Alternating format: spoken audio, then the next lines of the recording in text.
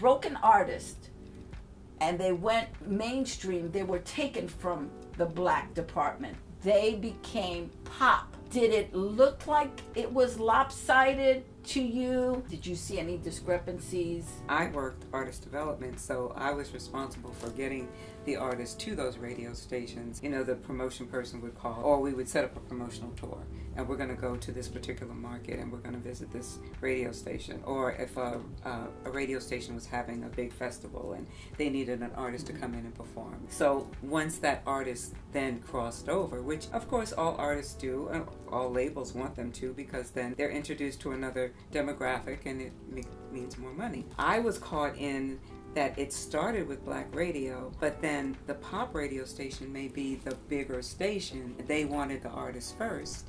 How do you ignore your base? How do you satisfy everybody?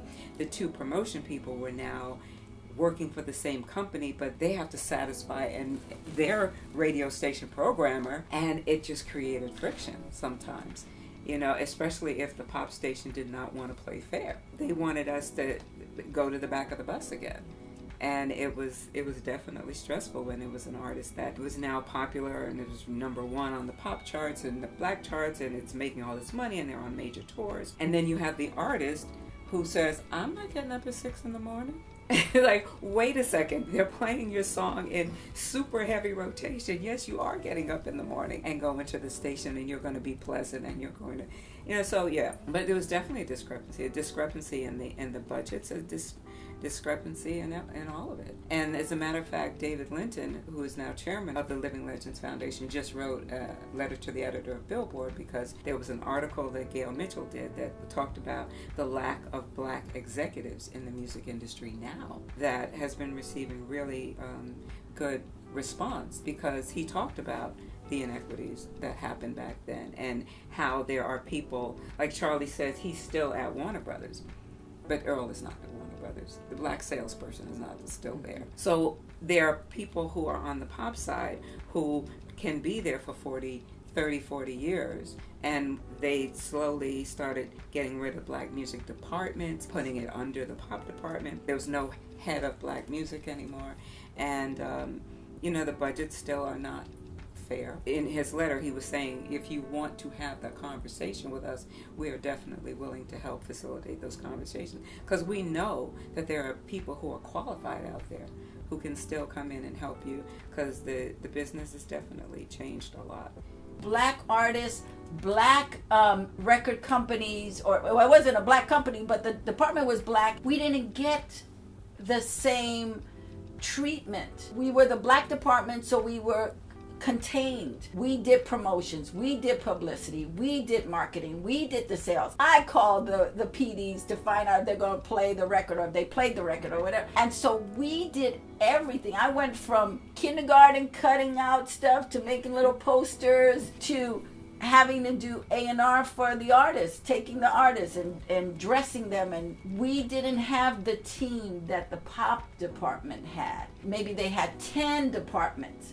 It was just us. Sheila. I think my most notable time to see discrepancies was at Arista Records. It was all black music that was at the height. That's when you had Bad Boy underneath that helm, The Face underneath that. I remember my first meeting with Clive was that he wanted to establish his own solid black music, so that's when we launched Deborah Cox and Monica and Next, and so you're selling records, right? And then I would go into meetings and I would see budget discrepancies. I really believe that that's what led to me quitting the business, because you get tired of the fight. I was always fighting, and I was like, oh no, this is not going to happen. Why? How come they have what? And I would always talk from numbers. If we're making all this money, why don't we have access to this money? I felt like we make the money and it goes into your department, right, so that you can launch it. And those arguments had to be addressed, and they actually were. You know, a lot of times, you know, budgets were brought up, things were evened out, even down to the salaries. I'm like, my people work 2 times harder because we got 25 records, you got 2, and you telling me this young man makes more than that's not going to happen.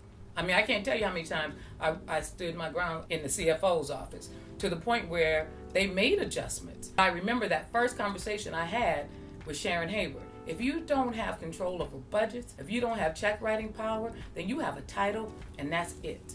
So every time I took a different position, I made sure I had that. With that, though, comes a fight. It was never going to be given to you because you earned it. It was never going to be given to you because it was supposed to be fair. I used to even tell artists, let me see you come into this building and not come to the R&B floor first. We're going to have a problem. I don't care how many records they launch on the pop side. You come here first because I'm the one that helped you when your mother was sick. I'm the one that made up stories and helped you get Christmas toys for your kids. Those were the conversations that nobody really wanted to have. To make a person get up at 6 a.m. People used to always say, wow, you're so good with the artist. No, I'm hearing you. And I'm taking care of those things by whatever means necessary. You know, we can say for now, because past the statute of limits, right? 7 years or something like that. I'm going to take care of all that under the table. I'm going to get you to where you need to be. But you can't not come in here first. I don't think artists realized how much power they had. And I think when they didn't realize that, that's when they were easily swayed and taken into other areas. And I was just not having that. But yes, I've seen it. They did it with Angie Stone, and I remember one of the conversations with Angie. We launched that record. She became platinum. We never had a #1 record. We didn't spend that much money. Well, when she started being successful, the pop department wanted her. And then the budget just blew up. And then now you're getting mad because you didn't sell according to the money that you're spending. And again, I had to take us back to the beginning in a meeting with Clive and go, I'm sorry, but when we had it, we only spent X and got to this level. Then you guys jumped in and for some reason thought she was a different kind of artist when we kept saying, this is what she does. This is who she is. Don't take her out of that realm because it's not going to go further than that. And the money just went astronomical. And I just thought, this is not only a waste of the company's money, but now you're dipping into the artist's money, and they didn't really sign on for this, but you've given them this whole big story of how great it can be. Artists didn't know what they were signing up for. They didn't know that as soon as they signed, they were in the red with the label. I started learning that, oh, wait a minute, if I take that artist to that restaurant, they're going to get charged 4 times of what the bill was. So I would tell the artist, oh no, we're not going there. We're going to Fat Burgers, we're going to get you a burger, and we're going to keep it going. Oh yeah. We're not getting a limo. And they would go, well, I said, you got to pay for it. This is not free. I said, now if you don't want a check, then I'll take you wherever you want to go because you're going to end up owing them money. That's how I started to learn the discrepancies for the artists at labels, that you got, as an artist, you got charged for everything. Phone calls, you got charged for promotion, you got charged. I remember taking a new group to go get them suited for an album cover. I'm not lying, I bought them 2 little polo shirts and I bought them 2 jackets, and it was over $2,000. And this was in '78. And I almost died. And I remember calling Gerald, they wanted these things. I bought it for them. It's $2,000. He said, don't worry about it. They're paying for it. Don't you worry about it. And I remember that was like another wake-up call. You do know if you pick up that phone in the hotel, that's a charge. That's so right. go downstairs, make a phone call at that time from the phone booth. Don't pick up the phone. Now, we can take your limo or we can walk across the street. Which one you wanted? Like, you tried to give them that information so they would understand. And I remember some didn't even care. I don't know how pop was, but I know R&B, that the R&B artists a lot of times were not educated in business, and they thought everything came for free, and they didn't realize that, and then when they got the little advance check, oh wow, that it's like no, oh wow, no, oh wow, I didn't you got understand to advance and recoup. I think where the problem lies in what we're discussing now, entertainment, not just the music business, but the overall artistry of a sculptor, of anyone in the arts. First of all, they're not like most people. You hang out with Stevie Wonder, which I did for years, and some of the most impractical things on the planet he would think were brilliant. Entertainment, it's a very tricky situation. When you cross the avenue of entertainment with commerce, it gets really confusing for artists, especially back then, because I'm sure everybody in this room will attest to when they met so-and-so, all they wanted to do was get in front of a microphone. They didn't care about money. I don't care about a contract. I'll do whatever you say. I just want to be famous. And that was all well and good. But no one told them that it's not just that you're going to sing or play guitar. You are going to pay for it in certain ways. Your contract may or may not reflect it openly, but you have to learn those things. There was a lack of education. It was presumed that if you were an entertainer, I'm going to make big money. Well, yeah, you are, but you may not keep that big money because no one taught you how to keep it. I think as we move forward now, more artists, particularly with the genres that we have now, they are more of the Gene Simmonses. They're going to come and check on their money. Whereas before, we just took whatever was told to us for granted and dealt with it. And then suffered, unfortunately, a lot of us later, but effectively, no one was really paying attention except some slick managers who didn't tell their artists what they were about to lose. So that was something, as we look back, we hopefully have gained from that, and people are being more attentive in terms that it's not just going out there having fun, it's going out there because it's about a business, and you got to know your business in order to make money. I believe that Warner Brothers was a really good company overall. A lot of the leadership was, they were good men. But when you look back, there was definitely discrepancies. We had this little unknown kid from Minneapolis that signed, and he started off in black music, without a doubt, and made a couple of records that were definitely the black music department's records. I mean, they got those records. Really forged his own way of entertaining people, and it wasn't black, and it wasn't pop, and it wasn't rock, and it was dirty, and it ended up really stretching all aspects of the company, I believe. But he blew up and sold, millions of records. Prince was like one of the most successful artists ever on the label. The black music department, to have that budget switched over to pop, hurt that department, without a doubt. If the monies generated by that artist gets taken out of one department and put it into another department, there's no way that you can compensate for that. He superseded pop. He superseded black music. He became a mega artist. But Madonna started in pop, and those revenues always stayed in pop. If Prince had stayed in black music and generated that, who knows? Maybe more artists would have been able to been developed with those revenues. The black departments have kind of gotten absorbed under pop, and so you don't have black music. So what happens to the black artists that are not pop sounding, but they're really R&B artists? Where do they go? Well, I think there's still black music. They may not be a department. Now they want to call it urban. I don't know what they call it these days. They still have the separate charts. And it's broken down into mainstream and adult contemporary. It seems to me, when I look at those charts, the mainstream is a lot of what normally would have just been rap. Hip hop is now the major format. And then when you listen to a pop station, you hear those same hip hop records. You turn in the dial and say, okay, I'm going to find such and such a station. And you're listening, waiting for a station ID so you know where you are. There are people who think that because they like the music, they can promote the music and sell it, and they may not need the folks who live it every day. That's what's gotten music department, the music industry in the state that they're in now, because they're not utilizing the people who live the music and understand it and understand the people who are purchasing them. Maybe I'm just an optimist. I think when we talk about black music versus pop music, if you think back, and we've all heard this expression, music is a universal language.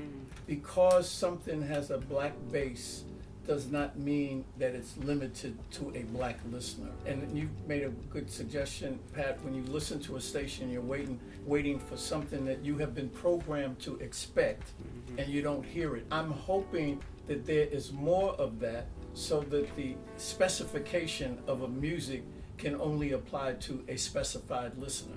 I think we're all capable of listening to all kinds of music without necessarily giving it an ethnic reference. If something sounds good to me, then I want to listen to it. I don't care, I'm black, but it doesn't mean I'm only going to listen to black-based music. I'm going to listen to other things, and I think with that, music being as important as it is, I think it's one of the most important forms of communication that we have. I think that with that, people will come to understand, not only to enjoy the music, but to understand the people that are making it. When you hear a blues song, 9 times out of 10, you're gonna get choked up, angry, feel bad, whatever. But that was the intent of that song. So I'm hoping that as we progress, people will listen to that same blues song and be more concerned about why it was sung, why the lyrics are more meaningful to them today than they would have been 10 years ago. It's the same song, came from the same writer, but hopefully we are growing in such a way that we can be more universal in our acceptance, that we won't have to have a pop department versus an R&B department to juggle the money around. But I'm going to bring another perspective. There were a lot of black artists in the 70s, 80s, 90s. They would have never made it into urban and pop had they not have black radio to break them. Prince would have never been discovered by a pop label had he not been brought in through, because he was so radical. I hear what you're saying, and I think on a certain level we want to be universal, but I also see that country music, R&B music, middle of the road music allows artists to come in and then from that branch out into mainstream. Like the Billy Joels, he started MOR. You know, he came in through WNEW because I heard it and brought it to BLS. I brought it to Hal. I said, we got to play this. This is Billy Joel. He was MOR. He wasn't pop. Those specialty stations, jazz, Kenny G, they started homegrown and then they were able to go mainstream. I hear you on some level. I think that's wonderful. And as an actress, you know, I want to be universal, but I also understand starting from a niche, from a place that you can be developed and nurtured so then you can then go in the marketplace. That's your specialty, is branding and putting people where they can mature and flourish. I used to say, you can't be all things to all people coming out the gate. It's like trying to hit everything and don't hit anything. That's what street teams were developed for. You know, because it had to do a groundswell. You had to be in the community. You had to figure out, you know, exactly what the messaging was and if it resonated with a certain group of people. So I do believe that music is universal. I think people have a preference. There's a lean in what you like and what you don't like. When you develop an artist from a branding perspective, I used to always say, like, let's figure out what's unique about that artist. Let's figure out who's paying attention to that artist, and then if it spreads, that's a great thing. And that's what I think those artists were able to do coming out of the Black music division, where you were nurturing them. You were creating a base. Not that they had to stay with the base. I think the problem is that the base was loyal, and it was so good to them, and then all of a sudden you want to snatch that and take them into another arena.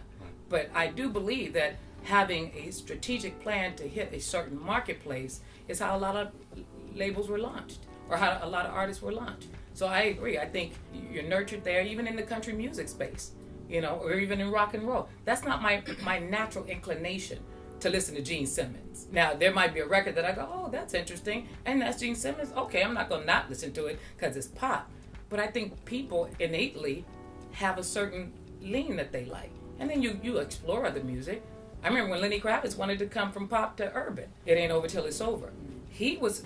They still play it. Yeah, and he was so upset that as a R&B artist per se, you know, in terms of his nationality, that he was only on pop. And I remember this big discussion, and Sharon was saying, you don't make a record at this particular time that can play on our R&B station. Give me a record that leans to that format that people in the community will want to hear, and you can be on that format. And he deliberately made that record so that he could have a wider launch. That to me is strategic.